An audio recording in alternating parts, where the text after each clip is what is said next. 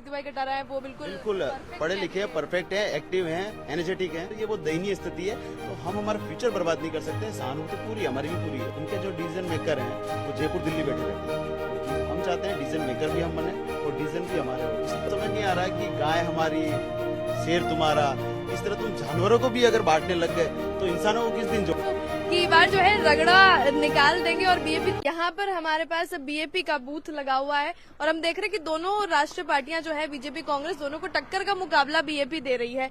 फिलहाल यहाँ पर किस तरह लोगों का उत्साह है, वोट करने के लिए जा रहे हैं। रूरल एरिया से हमने देखा महिलाएं भी यहाँ से गुजरी है। कैसा माहौल फिलहाल आपको नजर आ रहा है?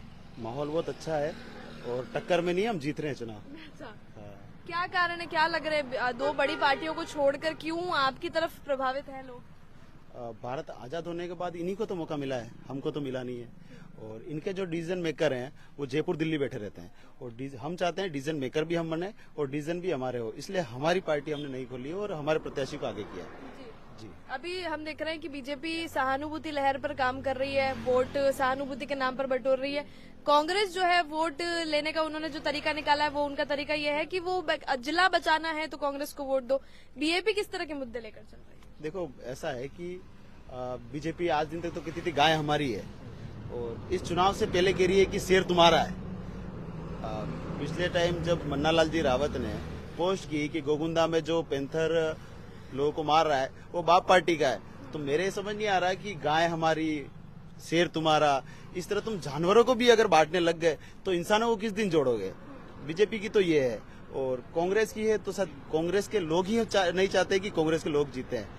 तो इसलिए हमारा जब तक मानना है कि हम सबसे ऊपर और अच्छी कंडीशन में चल रहे हैं और कहीं ना कहीं 15 से 20 हजार वोटों से हम जीतेंगे। जी बिल्कुल। अगर सलूम्बर में तो हम देख ही रहे हैं कि पुरजोर तरीका है। 84 की अगर हम बात कर लें, 84 तो बीएपी की लेबोरेटरी है, गढ़ है। मतलब वहाँ मुझे लगता है कि वहाँ बीएपी को ढहाना बहुत मुश्किल है। जो भी वहाँ से विधायक बनेंगे, अगर बीएपी से विधायक बनते हैं तो राजकुमार राउत के उत्तराधिकारी भी उनको कहा जा रहा है। क्या लग रहा है 84 की क्या स्थिति है बीएपी? 84 में हमारा गढ़ है बिल्कुल और बहुत अच्छी कंडीशन में वहाँ पे।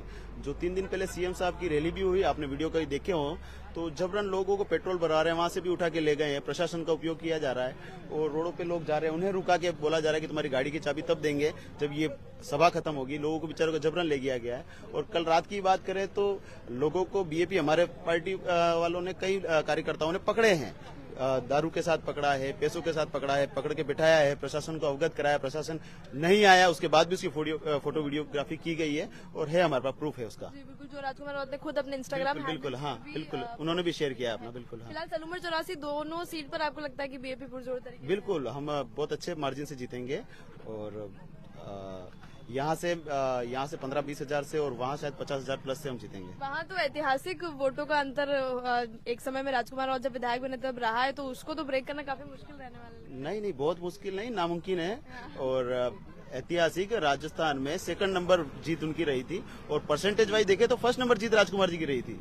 बिल्कुल, तो बिल्कुल उसको ब्रेक करना। मैडम सहानुभूति का ऐसा है, हम मैडम के साथ है, हम मैडम के घर बैठ के आए हैं। सबके हमको भी दुख हुआ है, हमारे क्षेत्र के एक विधायक, दिव्यांगत विधायक नहीं रहे हमारे बीच, लेकिन इसका मतलब ये नहीं कि हमारा भविष्य हम खतरे में डाल दें। 4 वर्ष के लिए हमारा भविष्य खतरे में डाल दें। जो जिनको एमएलए की फुल फॉर्म पता नहीं है, आपने कुछ वीडियोस देखे होंगे, एंकर कह रहा है कि मैं आपसे क्वेश्चन करूंगा एमएलए की फुल फॉर्म, और उसके बाद भी उन्हें नहीं आता है कि एमएलए किसको कहते हैं। तो ये बहुत दयनीय स्थिति है। तो हम हमारा फ्यूचर बर्बाद नहीं कर सकते। सहानुभूति पूरी हमारी भी पूरी है, लेकिन सहानुभूति के चक्कर में वोट देकर विधायक। बिल्कुल बिल्कुल, हमारा भविष्य की बात है ना। सहानुभूति है, आप हम आपके आएंगे, आप हमारे घर आइए, खाना खा के जाइए, और सहानुभूति के लिए हम हमारा भविष्य थोड़ी दांव पे लगा सकते हैं। हम युवा हैं।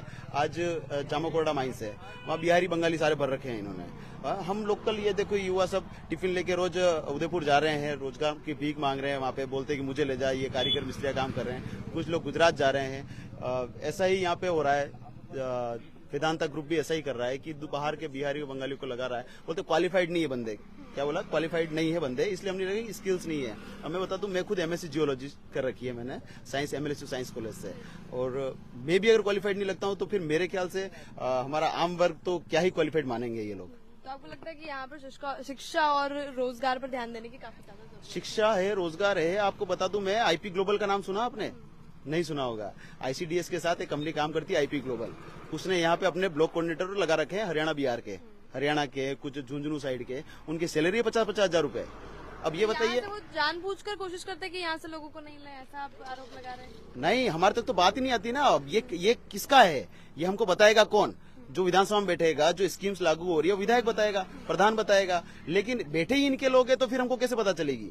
आईसीडीएस के अंदर लीड गार्ड एक कंपनी है, उदयपुर की एक पन्नादा सिक्योरिटी सर्विस है, ऐसे ही पंचायती राज विभाग की अरावली संस्थान है। कई संविदा कर्मी हमारे क्षेत्र में काम कर रहे हैं। मैं आपको मैडम बता दूं, 5,000 से 10,000 लोग काम कर रहे हैं और हमारी नौकरियों को संविदा कर्मी कर रहे हैं, लेकिन हमारे को किसी को रोजगार नहीं दिया जा रहा है। और हम क्यों, ऐसा क्यों हो पा रहा है? क्योंकि हमारा नेतृत्व गलत हाथों में चल रहा था अब तक, और हमारा नेतृत्व अगर सही हाथों में होगा तो ऑब्वियसली हमारे लोग रोजगार पे आएंगे। दिक्कत ये नहीं है कि हमारे यहाँ हम बेरोजगार हैं, दिक्कत ये है कि रोजगार होते हुए भी हम बेरोजगार हैं।